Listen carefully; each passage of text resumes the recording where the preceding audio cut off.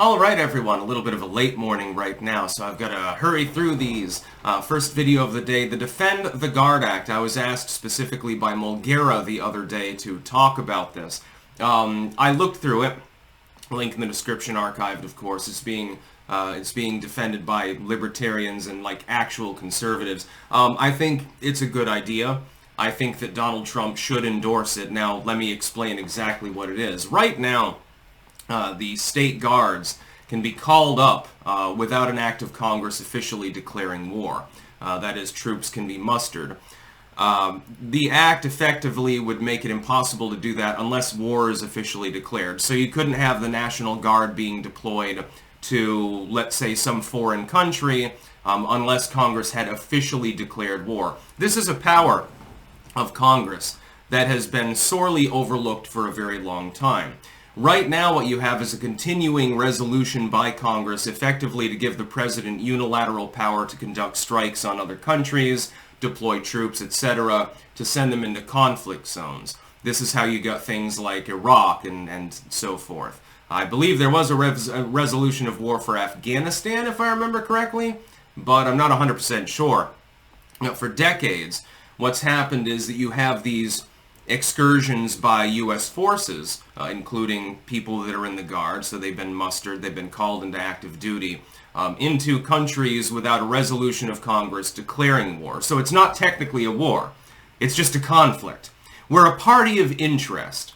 See, it's sort of like George Carlin's stand-up there, where he talked about, like, language, like how language had changed over time. He's like, shell shock became like combat fatigue and stuff like that, and people kept changing the meaning of words.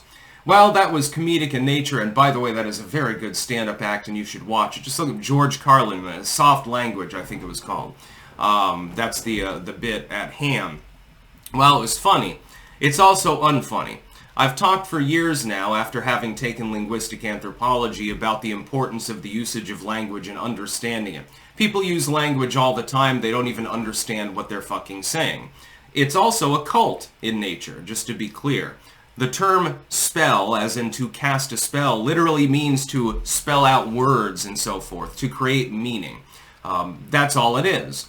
Grimoire, which is the standard term for a book of dark magic, literally means grammar in French. It's nothing more. It's incantations and shit like that. To convey meaning.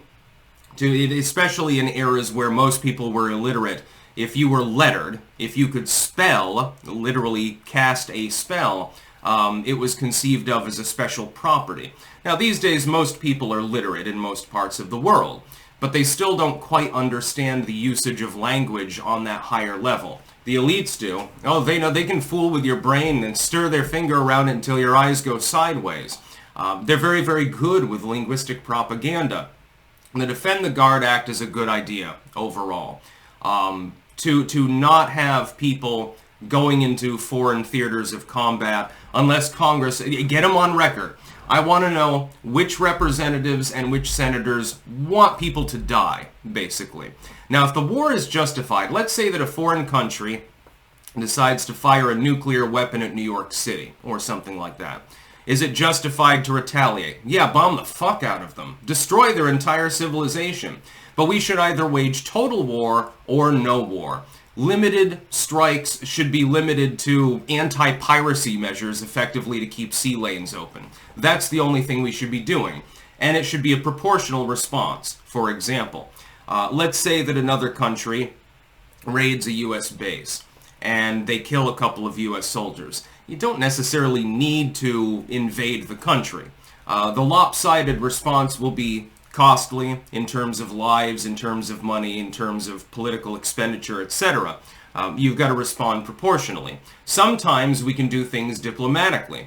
The hope is that we can always do that. Speak softly, carry a big stick. Basically, you're going to be too afraid to fuck with us, so we're not going to have to use the military because you don't want, 1,000 A-10s flying over your desert because there will be nothing left alive after a few days. This act, I think, is perfect, and it's exactly what we need. Now, do I have hope that it will actually be passed? If Trump is elected, there is a possibility that Congress will get its shit together, depending on its composition, and that he'll sign it. I think that he probably would. I think that he'd be under massive pressure from within the party, as well as other parties, and he would probably sign it. If Kamala is elected, no, it's not going to get signed because Kamala is going to want to start a war. I've already explained this. The fact is, if she becomes the first female president, and she's not a non-interventionist, and she's quite clearly not, that's my biggest fear for our nation. Because you're going to be pressured to belly up to the bar with the big boys and do what so many other presidents have done and crush a small world country or something like that. It's not a pressure that a male president necessarily would experience the same way. It's just like Obama with his brinksmanship. Although in his case it was mostly draw a red line in the sand, the other person crosses it because they know you're full of shit and then you back down. That was the Obama presidency. And the Bush presidency was more like, yeah, kill him. Yeah, that was it was really great, killing hundreds of thousands of Iraqi civilians and overrunning Afghanistan only to have to leave 20 years later in total disgrace. How wonderful. It was a lovely foreign policy. The only sane foreign policy we've had since, before Clinton and Yugoslavia is really Donald Trump. It's the only 4 years of sane foreign policy that we've seen. Right now, the foreign policy is deaf as well as dumb. I support this.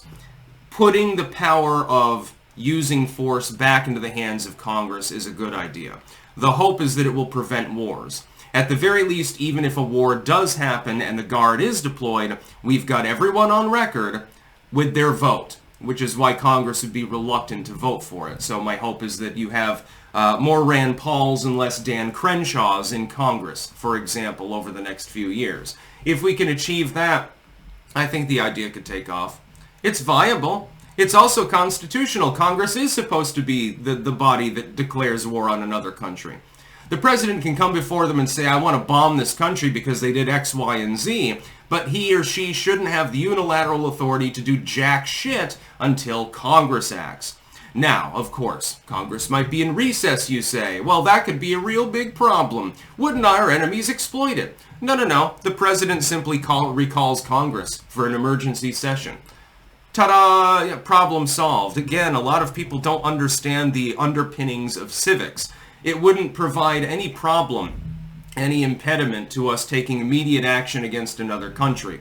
It would simply necessitate that we look at the scenario, take a deep breath and decide what we're going to do, and it wouldn't just be one person advised by military brass and Raytheon executives making the call. I strongly support this. The Defend the Guard Act should be passed.